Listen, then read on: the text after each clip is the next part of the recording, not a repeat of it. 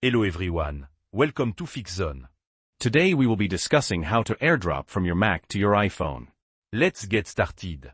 First, we need to make sure AirDrop is enabled on both devices. On your iPhone, swipe down to access the control center, then press and hold on the first segment of icons. You should see AirDrop at the bottom. Tap on it and make sure it's set to either Contacts Only or Everyone. Now, let's enable AirDrop on your Mac.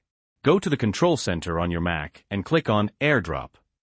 Make sure it's toggled on. Similar to the iPhone, ensure it's set to either Contacts Only or Everyone. Great. Now that AirDrop is enabled on both devices, let's do the AirDrop. On your Mac, find the file, image, or folder you want to send to your iPhone.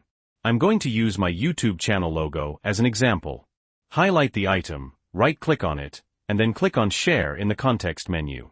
This will bring up the Share menu. From here, click on the AirDrop option. You should see your iPhone listed.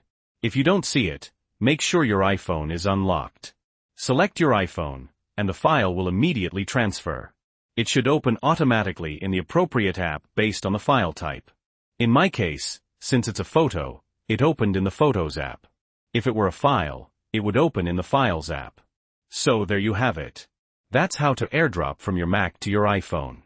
If this video was helpful, please leave a like, and don't forget to subscribe to FixZone for more tech tips and tricks. Thanks for watching.